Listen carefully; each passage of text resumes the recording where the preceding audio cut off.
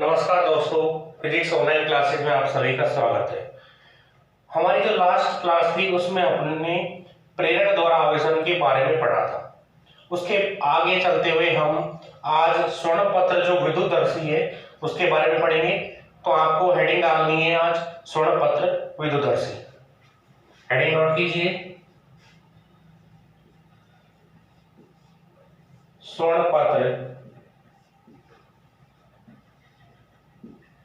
विद्युतदर्शी।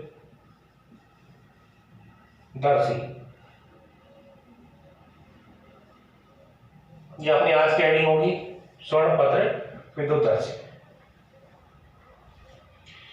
स्वर्णपत्र जो विद्युतदर्शी है इसके बारे में आपको समझना है कि स्वर्णपत्र विद्युतदर्शी क्या काम आता है।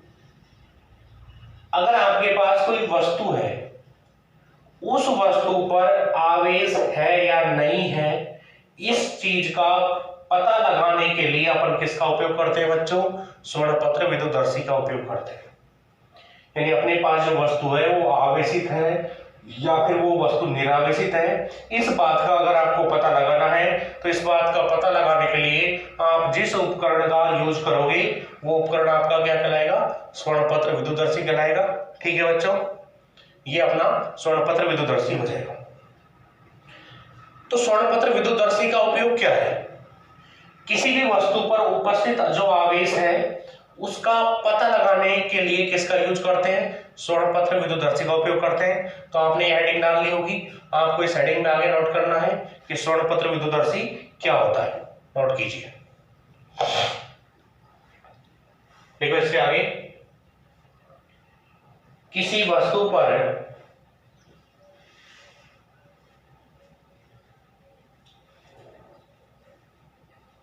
उपस्थित आवेश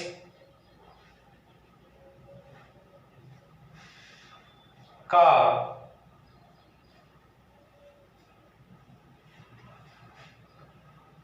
पता लगाने के लिए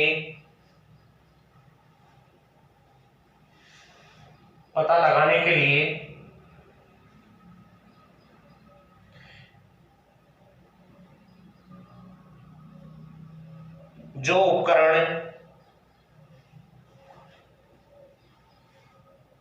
काम में लेते हैं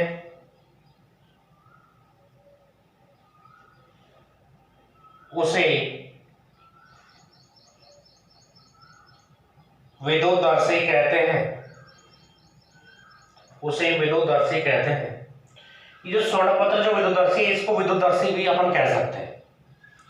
स्वर्णपत्र विद्युतदर्शी इसलिए कहा जाता है क्योंकि इसमें दो सोने की जो पत्तियां होती हैं उनका उपयोग करते हैं, इसलिए विद्युतदर्शी को स्वर्णपत्र विद्युतदर्शी अपन कह सकते हैं। तो ये जो स्वर्णपत्र विद्युतदर्शी है इसका अपन को पहले सबसे पहले अपन चित्र बनाएंगे। चित्र बनाने के बाद में उस चित्र के बारे में समझेंगे और ये किस प्रकार से कार्य करता है वो भी आपको यहाँ पर समझना है। आप जब भी रजिस्टर के अंदर चित्र बनाते हो, चित्र को हमेशा रजिस्टर में दाईं तरफ बनाना, जिससे उसके चित्र के बाईं ओर अपन चित्र के बारे में लिख सके।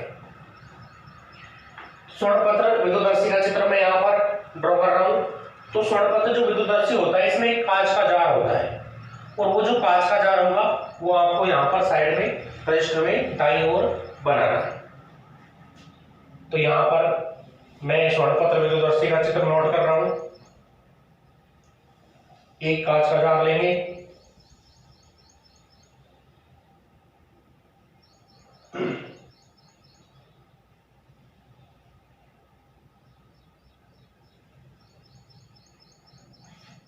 ये अपन एक कांच का जार लिया है। जो कांच का जार है इसका जो यहाँ ऊपरी जो सतह है, इसका जो सिरा है, इस सिरे पर अपन क्या लगाते हैं? एक रबड़ का कारक लगा देते हैं। ये रबड़ का कारक है बच्चों, ये कांच का जार है।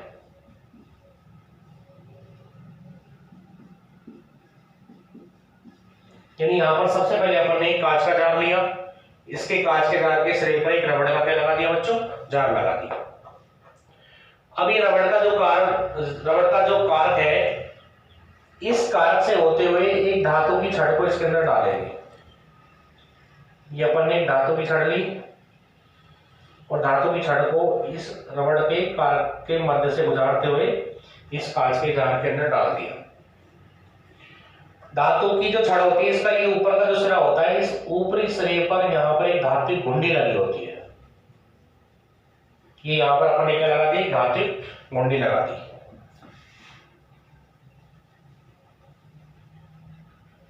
ये अपनी धातु छड़ है पूरी पूरी।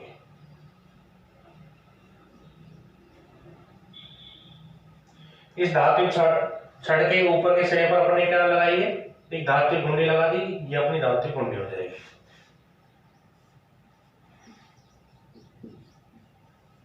धातु घुंडी, जिसको नॉक भी आप बोल सकते हो। ठीक है बच्चों,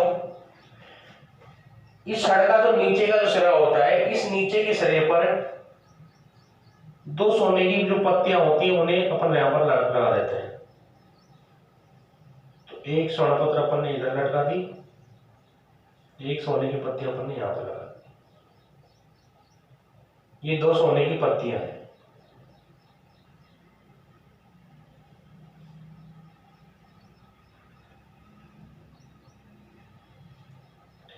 पतली सोने की ये पत्तियां होती हैं, इनको अपन नीचे की तरफ नीचे लटका देते हैं। यानी ये क्या है, स्वर्ण पत्र। ये दोनों जो पत्तियां हैं ये किसकी हैं, सोने की हैं, गोल्ड की। अब किसी भी वस्तु पर उपस्थित आवेश का कैसे पता लगाएंगे, वो अपन को इसकी जो कार्यविधि होगी उसमें अपन समझेंगे। तो स्वर्णपत्र जो विद्युतदर्शी है, इस स्वर्णपत्र विद्युतदर्शी का जो ये चित्र अपन ने यहाँ पर ड्रॉ किया है, इस चित्र के बारे में सबसे पहले अपन लिखेंगे।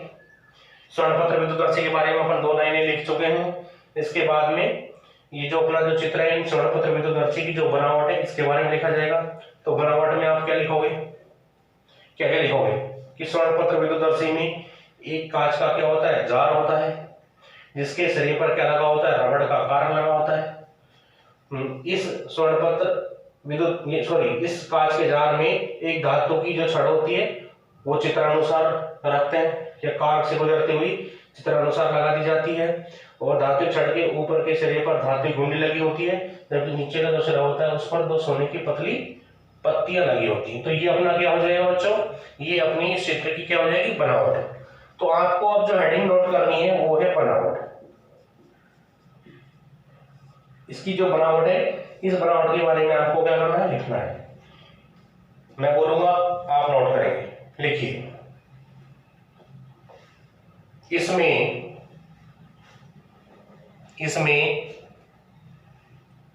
एक कांच का जार होता है, इसमें एक कांच का जार होता है जिसके सिरे पर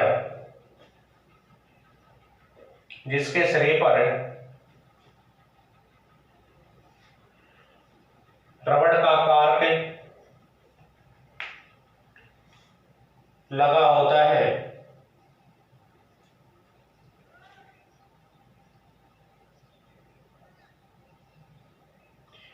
इसमें एक धातु की छड़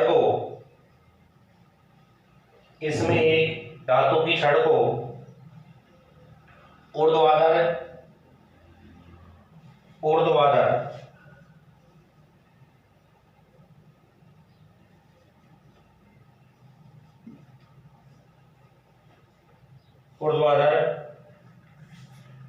सीधा लगाते हैं,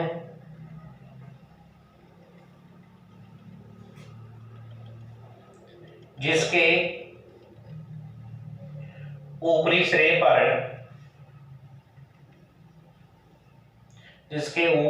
पर धातु घुंडी लगी होती है, जिसके ऊपरी सिरे पर धातु घुंडी लगी होती है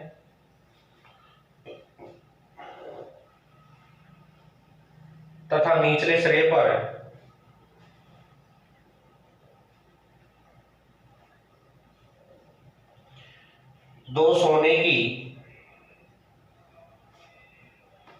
दो सोने की पतली पन्नियां, दो सोने की पतली पत्तियां, लिखो पतली पत्तियां लगी होती हैं, दो सोने की पतली पत्तियां लगी होती हैं। तो बच्चों ये अपना स्वर्ण पत्र जो विद्युदर्शी है उसका चित्र है। सबसे पहले आप दाईं तरफ चित्र बनाओगे, उसके बाद में इस चित्र के बाईं ओर बनावट हेडिंग डाल करके जो मैंने अभी बोला है वो आप यहाँ पर नोट करोगे। अब इसके बाद में आपको क्या करना है, इसकी जो कार्यविधि है वो आपको लिखनी है। तो अब आपकी जो नेक्स्ट हेडिंग होगी वो हो जाएगी कार्यविधि। बनावट आप लिख चुके हो, स्वर्ण पत्र विद्युदर्शी क्या होता है इसके बारे में आप लिख चुके हो। नेक्स्ट जो हेडिंग होगी आपकी वो क्या हो जाएगी, कार्यविधि हो जाएगी। तो कार्यविधि लिखने से पहले आपको मैं एक बार कार्यविधि समझा देता हूं कि कार्यविधि किस प्रकार से आपको लिखनी है। तो सबसे पहले आपको क्या करना है कि जिस वस्तु पर उपस्थित आवेश का पता लगाना है उस वस्तु को इस धात्विक घुंडी के संपर्क में लाना है, बिल्कुल टच कराना है इसके। तो एक धनावेशित, मान लो अपने पास कोई छड़ है,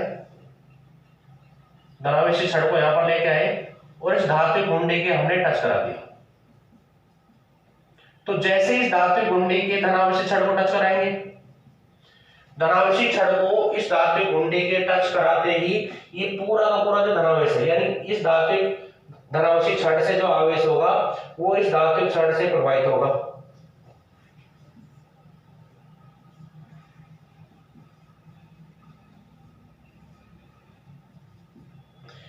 यानी जैसे ही धनावेशित छड़ को इस धात्विक घुंडी के आपने टच कराया, टच कराते ही ये जो धनावेश होगा इस धात्विक छड़ पर वितरित हो जाएगा।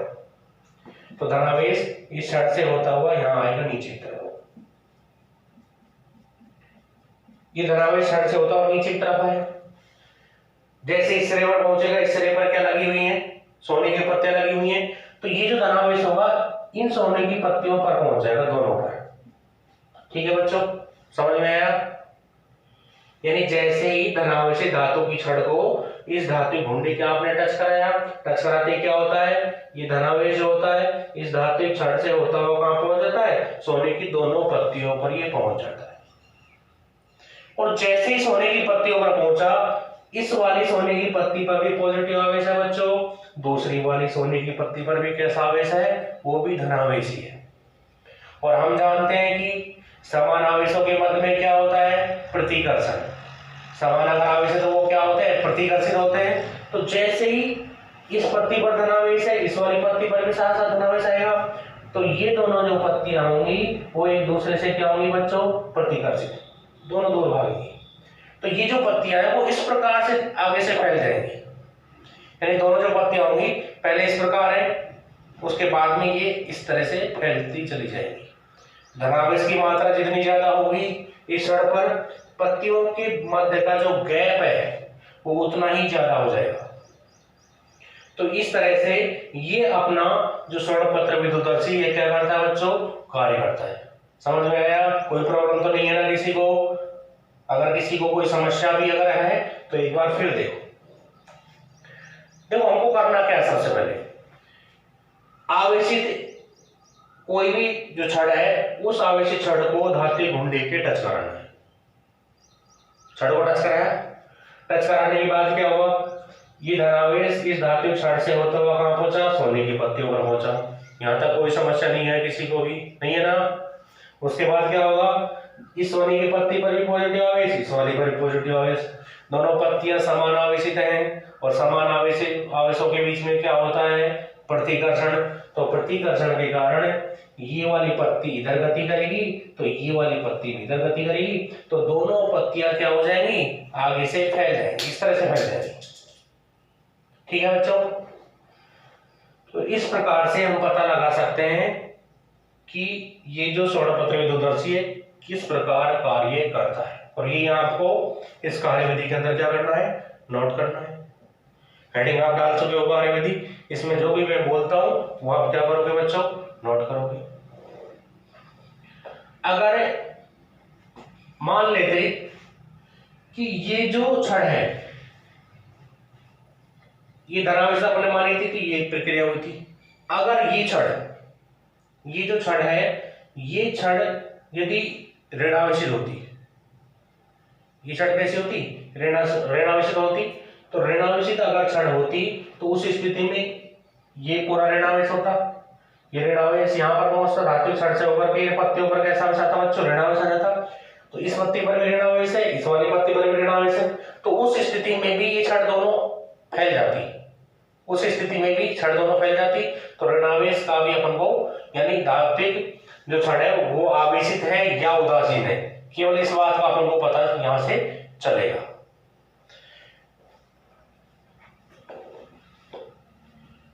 तो सबसे पहला इसका जो उपयोग है, इसका पहला उपयोग क्या होता है स्वर्णपत्र विद्युतदर्शी का, ये आपको पूरा चित्र नोट करना है, जैसा आप बना हुआ है ऐसा कैसा चित्र आपको रजिस्टर में बनाना है, ठीक है। जो चित्र आपने बनाया है ये इस समय पूरा है। तो ये जो स्वर्णपत्र विद्युतदर्शी ये काम क्या आता है, पहला कार्य क्या है, वस्तु पर उपस्थित आवेश का पता लगाना, इसका पहला कार्य है, ये अपन कर ही चुके हैं। इसका जो सेकंड कार्य होगा, अभी अपन आपको ये नोट नहीं करना है, केवल मैं समझा रहा हूं। इसका जो सेकंड कार्य होगा, सेकंड कार्य क्या हो जाएगा, दो वस्तुओं पर उपस्थित जो आवेश है उसकी आप तुलना भी यहां से कर सकते हो। अगर आपके पास दो वस्तुएं, दो आवेशित वस्तुएं, पहली रॉड है R1 और दूसरी जो रॉड है वो है R2, इस पर ये धनावेश है, इस पर भी धनावेश है, जो आपको पता नहीं कितना है, यानी कौन सी पर ज्यादा आवेश है इसका पता आप लगा सकते हैं, ठीक है। कैसे लगाओगे, सबसे पहले इस R1 रॉड को इस धातु गुंडी के टच कराओगे, R1 रॉड को लेके गए, धातु गुंडी का आपने टच कराया, तो R1 रॉड अपन ने इस धातु गुंडी के यहां पर टच करा दी।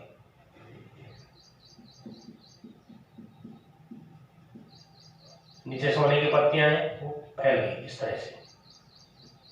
तो अपन ने यहां पर इन दोनों के बीच का जो गैप है वो स्केल की सहायता से नाप लिया, वो है 1 सेंटीमीटर।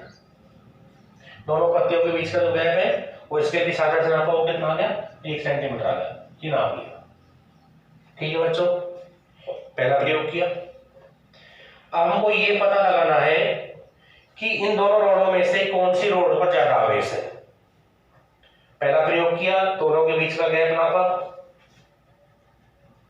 1 सेंटीमीटर आया है, स्केल से नाप लिया, ठीक है। अब क्या करना है, ये घुंडी हो गई, ये रोड हो गई और ये पत्तियां हो गई। दूसरी रोड को यानी R2 जो रोड है उसको भी टच कराना है। R2 रोड को टच कराने से पहले आप एक कार्य जरूर कर लेना कि जब R1 रोड को टच कराया था तो ये पत्तियां फैल गई थी, तो R2 रोड को टच कराने से पहले धातु गुंडी को एक बार भू संपर्कित कर लेना, जिससे इन पत्तियों पर जो आवेश पहले आया था वो आवेश उदासीन हो जाए यानी शून्य हो जाए, यानी दोनों जो पत्तियां हैं वो इस तरह से फैले नहीं रहनी चाहिए, वो इस तरह से सिकुड़ जानी चाहिए। जब दोनों पत्तियां सिकुड़ जाएंगी तो उसके बाद में आपको R2 रोड को इस धातु गुंडी से क्या कराना है बच्चों, टच कराना है। तो जैसे आपने इस R2 को इस धातु गुंडी से टच कराया, टच कराते ही मान लेते हैं पत्तियां ज्यादा फैली और इन दोनों पत्तियों के बीच का जो गैप है वो उनकी बार आ गया 1.5 सेंटीमीटर। दोनों पत्तियों के बीच का गैप 1.5 सेंटीमीटर प्राप्त हो गया। तो आपको इससे पता चल जाएगा कि कौन सी पत्ती यानी कौन सी जो रोड है उस पर ज्यादा आवेश है। दोनों पत्तियों के बीच का गैप जितना ज्यादा होगा उस रोड पर उतना ही ज्यादा आवेश होगा, ठीक है बच्चों। आया समझ में, कोई समस्या तो नहीं है ना। अगर तीसरा जो इसका कार्य होता है, पहला वस्तु पर उपस्थित आवेश का पता लगाना, दूसरा कार्य क्या होता है, दूसरा कार्य क्या होता है, अभी बोला था मैंने, दूसरा कार्य क्या होता है, दो वस्तुओं पर उपस्थित आवेश की मात्रा का पता लगाना कि कौन सी वस्तु पर ज्यादा आवेश है, कौन सी पर कम है। थर्ड जो कार्य होता है वो आवेश की प्रकृति का पता लगाना होता है। जब आवेश की प्रकृति का आपको पता लगाना है, आपको ये पता नहीं है कौन सी वस्तु धनावेशित है कौन सी ऋणावेशित है। मान लेते हैं R1 जो रोड है वो धनावेशित है, R2 रोड का पता नहीं कैसी है, या फिर दोनों रोडों का आपको पता नहीं कैसी है। तो थर्ड प्रयोग में आप क्या करोगे, R1 रोड को इस धातु गुंडी के टच कराया, पत्तियां फैल गई। तो पत्तियों को फैलने के बाद में आपको अर्थिंग नहीं करना है, यानी गुंडी को अर्थिंग करके उदासीन नहीं करना है। तो अर्थिंग किए बिना ही R2 को आप टच कराओ। अगर R1 पॉजिटिव है, पत्ती फैली, R2 भी अगर पॉजिटिव होगी तो R2 को टच कराते ही, R1 को हटाया, R2 को टच कराते ही क्या होगा, आवेश और बढ़ेगा। आवेश बढ़ेगा तो पत्तियां और ज्यादा फैल जाएंगी। अगर पत्तियां और ज्यादा फैलती हैं तो रोडों पर, दोनों ही रोडों पर समान प्रकृति का आवेश होगा। अगर पत्तियां दूसरी रोड को टच कराती, पत्तियां पहले की तुलना में अगर सिकुड़ जाती हैं, पहले की तुलना में क्या हो जाती हैं, यदि सिकुड़ जाती हैं तो दोनों रोडों पर विपरीत प्रकृति का आवेश होगा। ठीक है बच्चों, समझ में आया? कोई समस्या नहीं होनी चाहिए मेरे हिसाब से। अब आपको यहाँ पर इसकी जो कार्यविधि है वो क्या करनी है बच्चों, नोट करनी है। लिखो इसमें कार्यविधि हेडिंग डालिए, उसमें नोट कराओगे। देखो सर्वप्रथम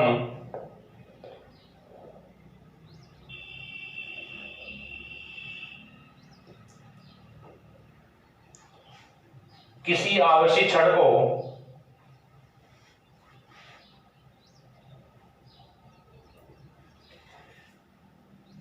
धातु गुंडी के स्पर्श कराते हैं,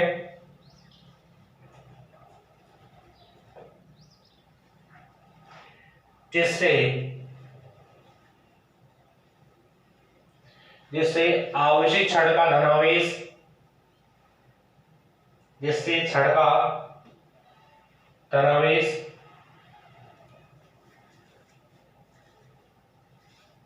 धात्विक छड़ से होता हुआ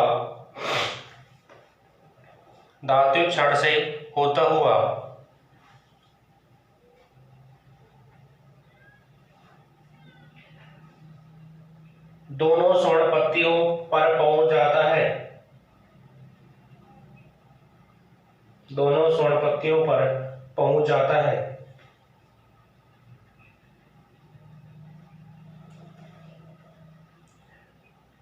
अब दोनों स्वर्ण पत्तियों पर समान प्रकृति का आवेश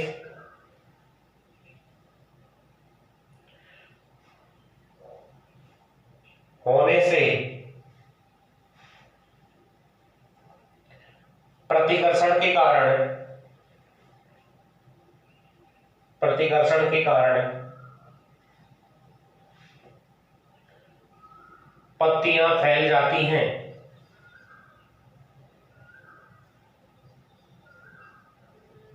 पत्तियां फैल जाती हैं।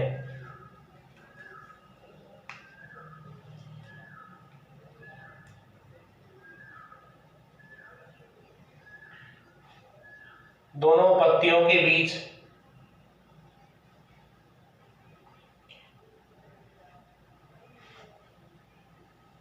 की दूरी को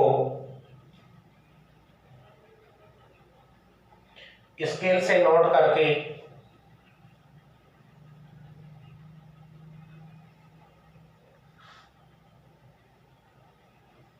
वस्तु पर उपस्थित आवेश की मात्रा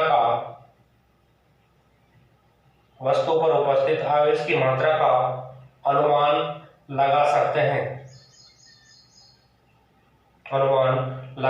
हैं।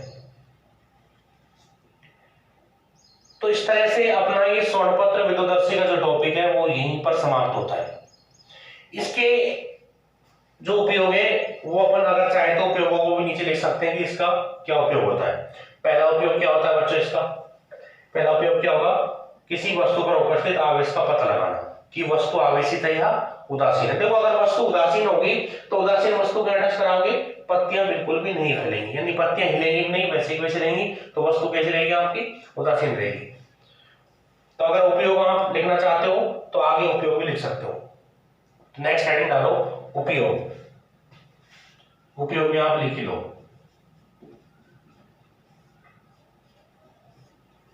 यानी इसका उपयोग किस में किया जाता है? इसका उपयोग आवेश का पता लगाने में करते हैं, लेकिन किस प्रकार से करते हैं? 3 प्रकार से कर सकते हैं। ठीक है, तो इसका पहला उपयोग क्या होगा? फर्स्ट लिखो, किसी वस्तु के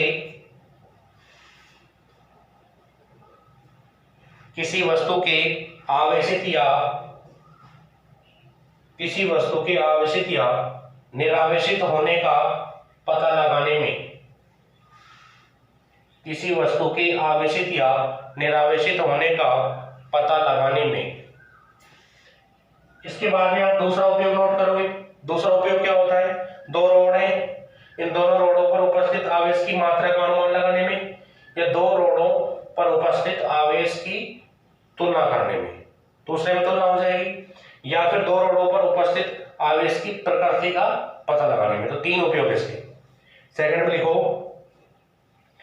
2 वस्तुओं पर उपस्थित आवेश,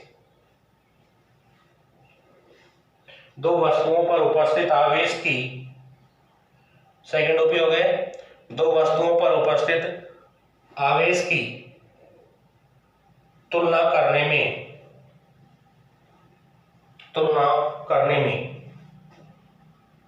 थर्ड उपयोग क्या होता है बच्चों? 2 वस्तुओं पर उपस्थित आवेश की जो प्रकृति होती है उसका पता लगाने में। तो तीसरा उपयोग लिखो, 2 वस्तुओं पर उपस्थित आवेश की प्रकृति